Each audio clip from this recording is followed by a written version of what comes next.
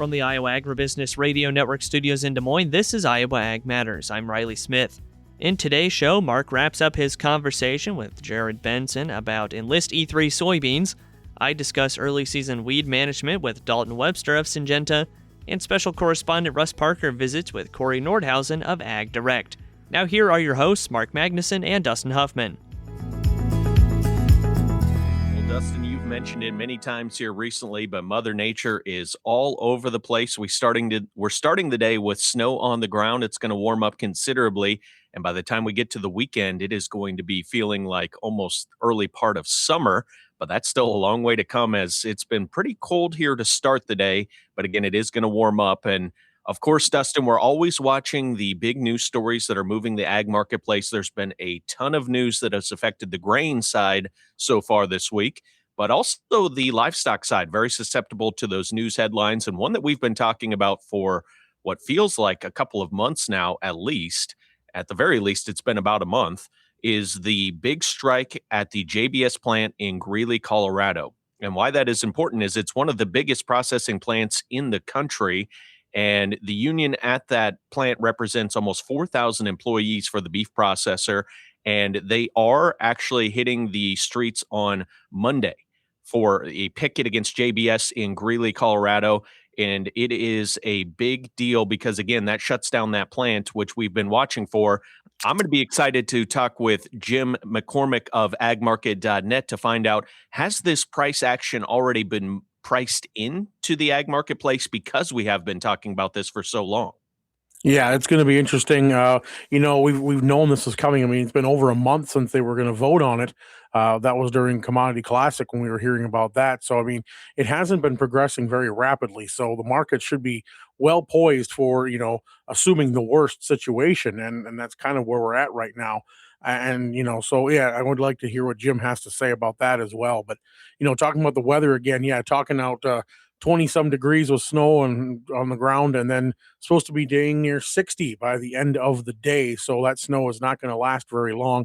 It is interesting, if you guys saw the newsletter yesterday, those of you listening here, the winter was dry, and it really didn't do a lot to help the moisture levels in the ground. And that's going to be something we're going to be thinking about here as we get into that planting season.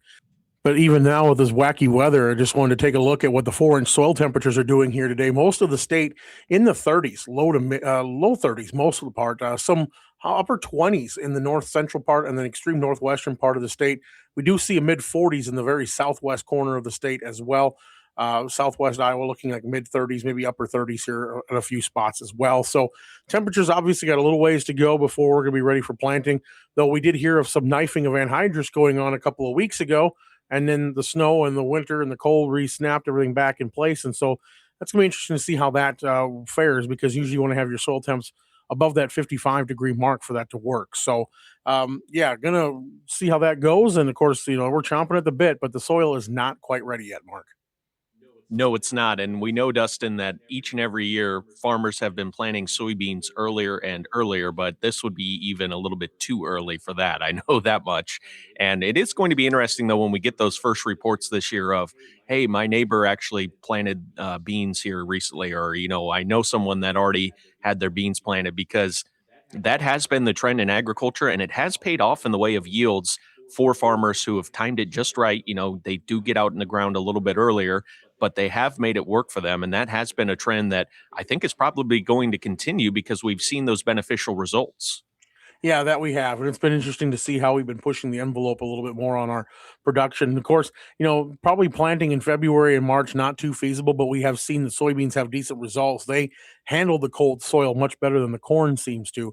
But again, the need to plant that early, probably not a huge deal. So, but I get it when you have some warmer weather and some nicer days. Sometimes in those early parts of March, you got to get the chomp of the bit to at least start at something before you have to really pause again before you can go into the corn. So again, things we're going to have to wait and see. Well, the conversation with Jim McCormick is going to get underway right now. Mark Magnuson had a chance to sit down and talk with him about what's happening with those grains. Joined today by Jim McCormick of agmarket.net. Jim, what's happening with the trade in the grains? Hey, good morning. We're seeing a little bit of mixed trade today. We got the grain markets trading a little bit higher. Corn's up 2 to 3 cents. We got wheat trading about 4 to 5 higher. Beans are continuing to see a little bit of unwinding of the bull spreads that we've seen the last couple of days. And what I mean by that, Mark, the front month May and July contracts, in essence, old crop beans are down a little bit, 3.5 cents, while the new crop beans are up 3. The trade is buying the old, selling the new aggressively on the idea that China was going to buy beans, as well as the RVO announcement that's expected next week with President Trump delaying that China deal. And more importantly, the Chinese saying after the weekend's negotiation that they would be interested in potentially buying more ag products. They mentioned beef. They mentioned pork.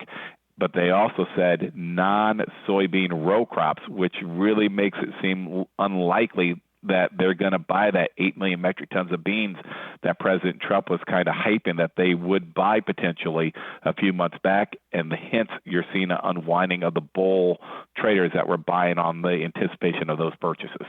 So essentially, Jim, everything that's happened this week in the ag marketplace, no surprise based on those comments.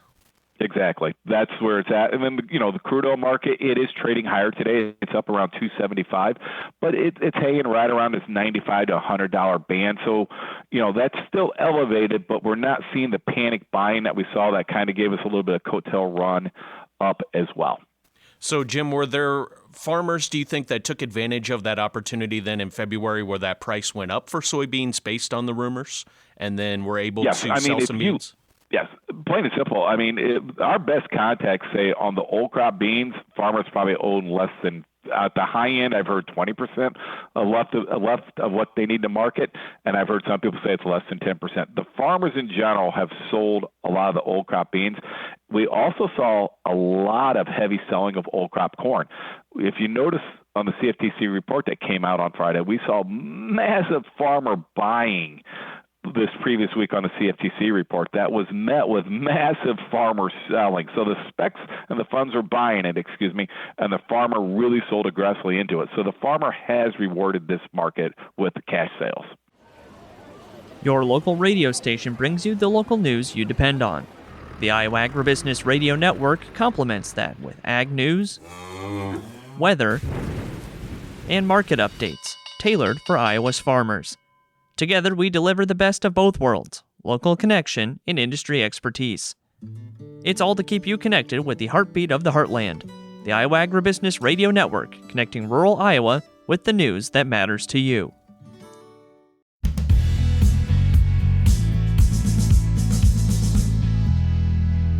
You're listening to Iowa Ag Matters, and it is time now for Russ Parker, special correspondent Russ Parker's conversation with Cory Nordhausen.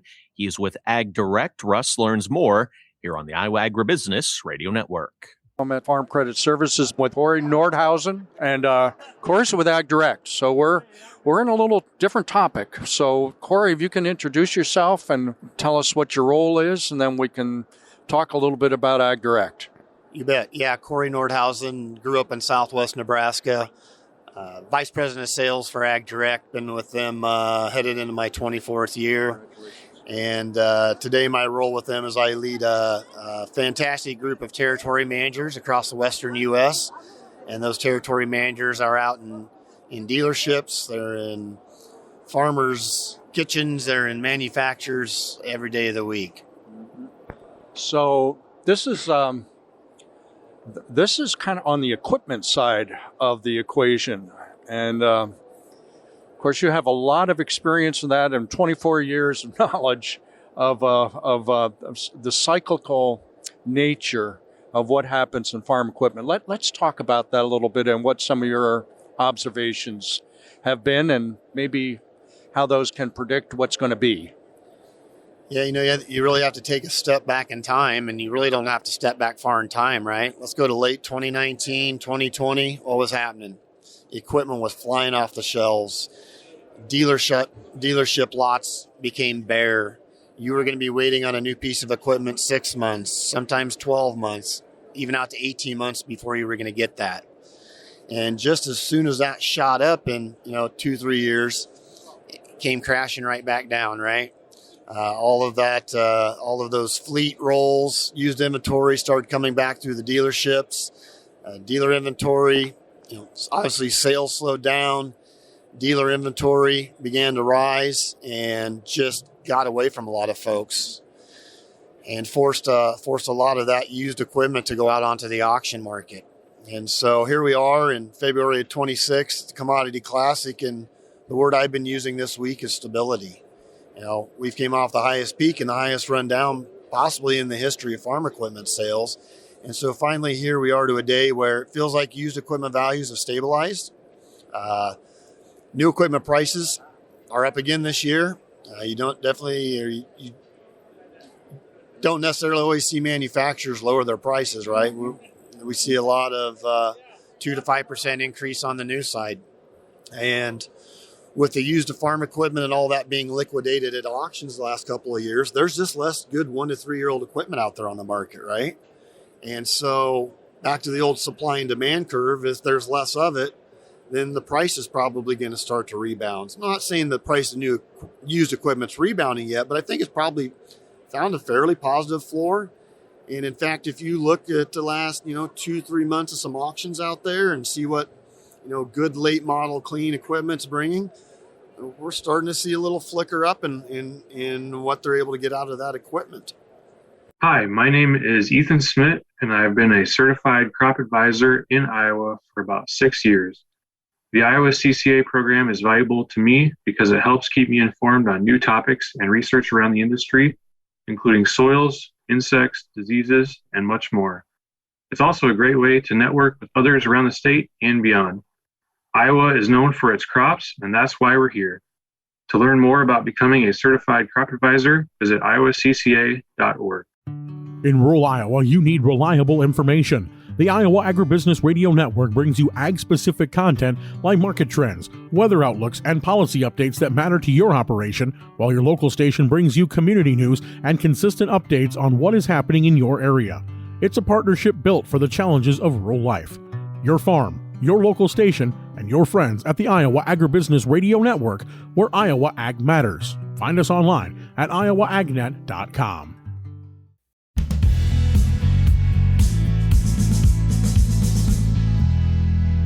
Time to run down those basis bids for you here on Iowa Ag Matters on this Wednesday. I'm Dustin Huffman, not seeing very much price movement at all. In fact, only 2 elevators changing their prices. One of them was increasing their soybean bid. Actually, both of them increasing their soybean bids. But let's take a look at where the rest of them are pricing today. Let's start at ADM Burlington. They're 20 cents under on corn at $4.32. Soybeans 40 cents under at $11.10. Cargill and Eddyville 24 cents under on corn. Cash bid $4.28. New Co-op Algona, they're 46 cents under on corn at $4.06. Soybeans 82 cents under, cash bid $10.68.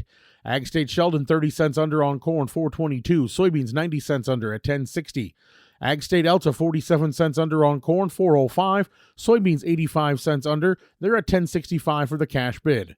Cargill Cedar Rapids 21 cents under on corn, cash price $4.31. Soybeans 40 cents under at $11.10.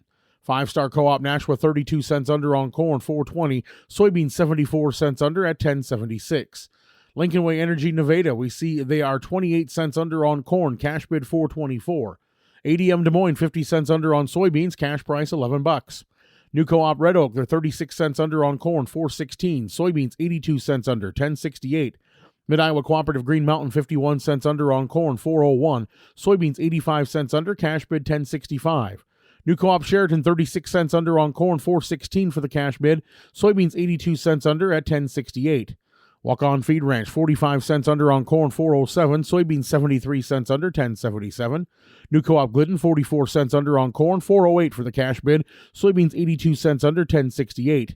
Innovative Ag Farley 50 cents under on corn, $4.02. Soybeans 76 cents under with a cash bid of $10.74. And finally, at Cargill and Muscatine, they are still closed for the season.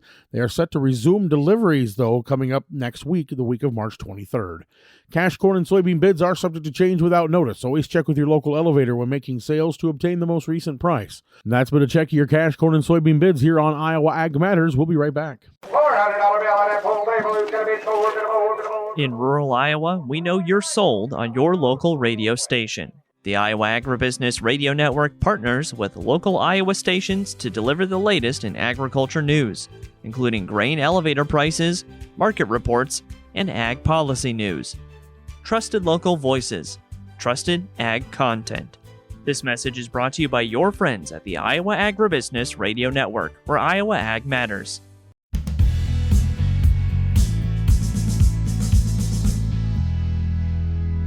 You're listening to Iowa Ag Matters, and Riley Smith now joined by the team at Syngenta to learn about store-in corn herbicide and Acuron as well as we go into the 2026 growing season. Riley Smith, Iowa Agribusiness Radio Network, and I'm here now with Dalton Webster. He's an agronomic services representative with Syngenta for Eastern Iowa. And Dalton, with spring weather conditions predicted to vary across the country, growers are looking at how to plan. So how can they scenario plan now for the ability to be prepared to best protect their crops from that early season weed pressure and maximize yield potential? Yeah, thanks for having me. So obviously spring weather's been extremely variable. You know, we look out the beginning of this week, we've got a blizzard going on, and the end of the week, we're going to be in the 70s. So we just don't know what the weather's going to throw at it. I really like to talk about weatherproofing our herbicide and our weed management plans. Trying to use multiple effective active ingredients at strong rates, try to protect us. We don't know what the weather's going to throw at us. So I really focus on making sure we got multiple sites of action out there, multiple active ingredients, and keeping those rates up. And then also thinking about the crop safety as well, because some of these weather conditions can make, crop injury worse with certain herbicides. And then we know that the weather can be predictable both ways. It can make things maybe take longer, go later, or the weather could warm up maybe a little early. We've seen that in years before. So what should growers keep in mind if the weather warms up and they want to start planting early? Yeah, so, before the snow rolled through, we've had a fairly warm spring, and it's looking warm here at the end of the week and into next week as well. So especially for any farmers that are doing no-till, some of these winter annual weeds are going to start to green up, and we want to make sure we've got an effective burn down program put together so we can get those weeds under control before we get the crop going. But we're also noticing in tillage situations too, where we're starting to see weeds that like water hemp that are germinating earlier and earlier. Normally water hemp would be a middle of May. We'd start to see it come up, at the last couple of springs with warmer spring conditions, I've seen water hemp in the end of April. So just need to make sure we're getting those pre's out there. Again, at strong rates, multiple active ingredients, and getting those pre's on and getting them activated by rainfall and right behind the planter, ideally. Getting that residual out early to stop these weeds from competing with the crop. And with unpredictable weather always being a factor, what happens if growers are unable to make a planned pre-emergence application? Yeah, that's where it's good to choose a product that's got flexibility as well. We want to make sure we've got those multiple effective active ingredients, and they're at robust rates, but we also have the flexibility if something like that does happen where, we get the crop in, it rains a bunch, and we can't get our residual chemistry down before the crop emerges. So with a couple of our products, Storin, Acuron, both labeled pre-emerge and then post-emerge as well. So you can get those applied early post-emerge if that does happen. And when we look at Storin and Acuron, what are kind of the differences between the two products? Like what's the specialty for one versus the other? Yeah, they're both really strong residual products. A little bit difference in the active ingredients. Both of the products contain dual 2 magnum, Callisto, and bicyclopyrone. Acuron would have atrazine in that premix as well. So it's a nice 3 mode of action for active ingredient premix. Really good residual weed control as well as going to provide some burn down. Storin has an additional, it does not contain atrazine, but it has an additional group 15 contains pyroxasulfone along with that dual 2 magnum. So really, really strong residual there, seeing an increase in water hemp control, even over what we've seen with Acuron. And then obviously atrazine can be added to Storin wherever farmers can utilize that for a third site of action. And then again, one last thing, what are those application windows for Storin and Acuron? Are they pretty flexible? Yeah, so you can go 28 days pre-plant, and then all the way up to, with Acuron, you can go to 12-inch corn, and Storin, you can go up to 30-inch corn. And obviously with residual chemistry, we'd like to see it applied much earlier. Don't want to wait for those weeds to compete with the crop, but really, really big application windows there. All right, Dalton, thanks for helping to educate our listeners about early season weed management and Acuron and Storin corn herbicides. Where can people go to learn more? Yeah, absolutely. Listeners can talk to their local Syngenta retailer, or they can visit for Acuron. They can visit AcuronHerbicide.com, or for StorinWon'tQuit.com. Hi, my name is Ethan Smith, and I've been a certified crop advisor in Iowa for about 6 years. The Iowa CCA program is valuable to me because it helps keep me informed on new topics and research around the industry, including soils, insects, diseases, and much more. It's also a great way to network with others around the state and beyond. Iowa is known for its crops, and that's why we're here. To learn more about becoming a certified crop advisor, visit iowacca.org. Well, Dustin, we talk about it all the time. Brazil always expanding those acres, it seems like, in South America. And Brazil is projected to produce a record 6.5 billion bushels of soybeans in the 25-26 crop season. However, despite the big crop, farm margins are predicted to decline to their lowest level in nearly 2 decades. Lower soybean prices, high production cost, and weak port premiums have compressed profitability for Brazilian farmers. So maybe it's the first, instance, not the first instance, but maybe it's a little bit of pushback of that expansion of those acres that we've seen from Brazil year over year. Yeah, it's going to be interesting to see how that plays out too. I mean, Brazil has just got capacity to keep growing and growing and completely outpace us. But when you look at the country size difference, I mean, it's not that hard to understand. But again, if you're going to be seeing all that increase in production, eventually you're going to be producing more than we can sell. And that's going to happen globally. And, the glut of soybeans and corn, if we start seeing a global glut like that, all it's going to do is hurt their prices and their profit margins just as much as it hurts ours. And so eventually there's going to have to be some give. It's going to have to be a balancing act right now. And of course, then it means what's Brazil going to do? How fast is that expansion going to keep going if that becomes a problem? So there's a lot of things to look at when we look at that kind of a topic with Brazil and how it's expanding if their margins are going down. We're going to have more Iowa Ag Matters coming up for you in just a moment. Stay with us. Your local radio station brings you the local news you depend on. The Iowa Agribusiness Radio Network complements that with ag news, weather, and market updates tailored for Iowa's farmers. Together, we deliver the best of both worlds, local connection and industry expertise. It's all to keep you connected with the heartbeat of the heartland. The Iowa Agribusiness Radio Network, connecting rural Iowa with the news that matters to you.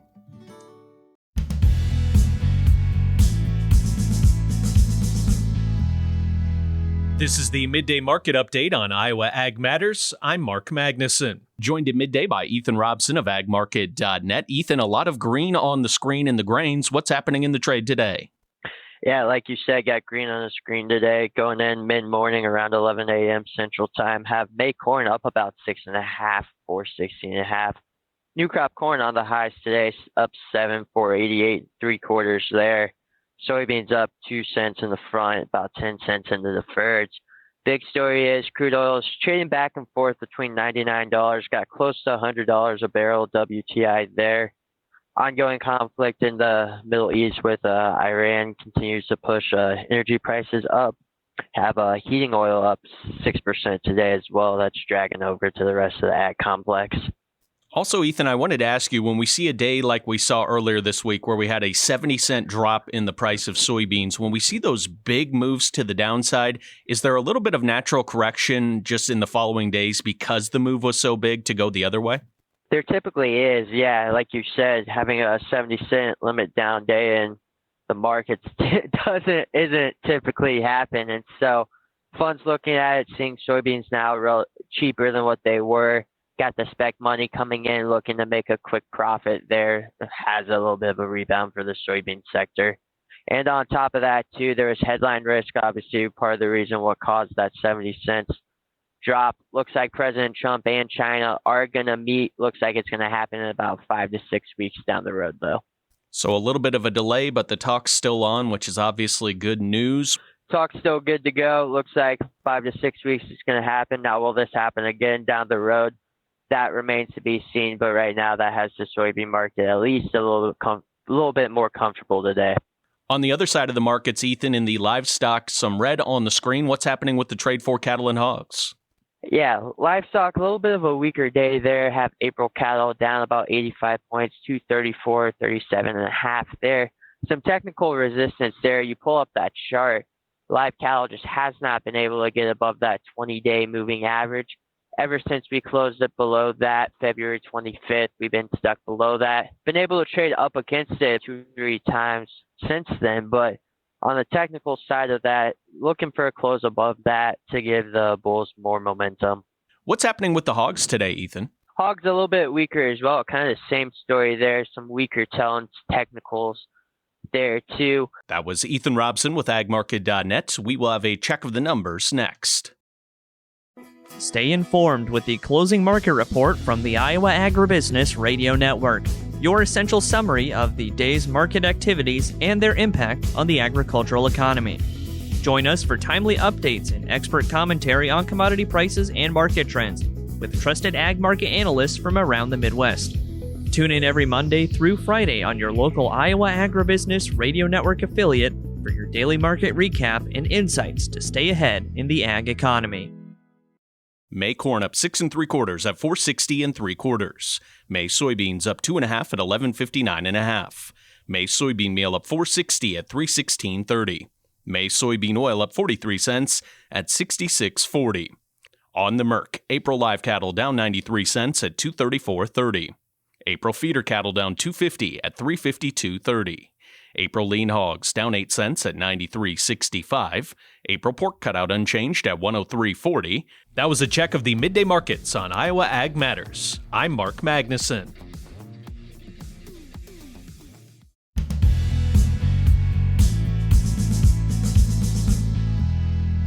Well, getting back into the marketplace here as we take a look at what's going on with those livestock markets. Of course, Jim McCormick of agmarket.net back with Mark Magnuson discussing the cattle and hogs, which have been seeing a little bit of positive momentum here again as the day has gone on. What's happening on the livestock side of the trade? Right now, it is a little bit of a consolidation in the cattle market. We're down about 15 cents today in the cattle, trading within yesterday's bar. We'll see what the cash market's doing. We do have that strike going on in Greeley. It doesn't seem to have an impact on the market at the moment. The market is anticipating some warmer weather. Right now, while I'm speaking here outside of Chicago, there is snow on the ground and it is snow flurries in the air. But you know what? By the weekend, we're talking temperatures up near in the mid-60s. You go out west, it's actually going to be very warm to hot. So it looks like it could be an early spring, and hopefully early spring, I think, has got people positive on the grilling argument that the demand's going to be constant for protein. With the Greeley story, has a lot of that price already been factored in based on the fact these rumors have been floating for a while now? Yes, I think it pretty much didn't have the impact some people feared. And the other problem is, the reality, I should say, is we have plenty of chain capacity. So that plant shut down, but the reality is because of the small supply of animals out there, the herd size being at record lows, other plants were able to take on that production capacity. So it hasn't had a major impact on the market per se. And then with the price going down for a lot of the row crops, or I should say the grain commodities, is this going to be a positive then for the livestock side, just that relationship here in recent days? It does. I mean, the reality is if you can hold your sale price high and your input costs, feed costs low, that just helps that does help the profit margin for the producer. So that's where we're at least on the protein side. What's the best way for our listeners to get in touch for more marketing information? You can reach me directly at 815-665-0461 or go to agmarket.net for more research about our company. Jim McCormick, agmarket.net. Thanks so much for the time and have a great rest of your day. Thanks for having me on.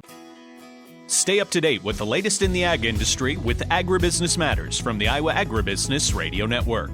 Each weekday, we bring you the latest advancements in farming, from new precision ag technology to cutting-edge sustainable farming practices. Agribusiness Matters is also your source for the most relevant ag news, policy discussions, and insights that are shaping the future of agriculture. Tune in to Agribusiness Matters on the Iowa Agribusiness Radio Network, where Iowa Ag matters. Hi, my name is Ethan Smith, and I have been a certified crop advisor in Iowa for about 6 years. The Iowa CCA program is valuable to me because it helps keep me informed on new topics and research around the industry, including soils, insects, diseases, and much more. It's also a great way to network with others around the state and beyond. Iowa is known for its crops, and that's why we're here. To learn more about becoming a certified crop advisor, visit iowacca.org. In rural Iowa, we know you're sold on your local radio station. The Iowa Agribusiness Radio Network partners with local Iowa stations to deliver the latest in agriculture news, including grain elevator prices, market reports, and ag policy news. Trusted local voices, trusted ag content. This message is brought to you by your friends at the Iowa Agribusiness Radio Network, where Iowa Ag matters.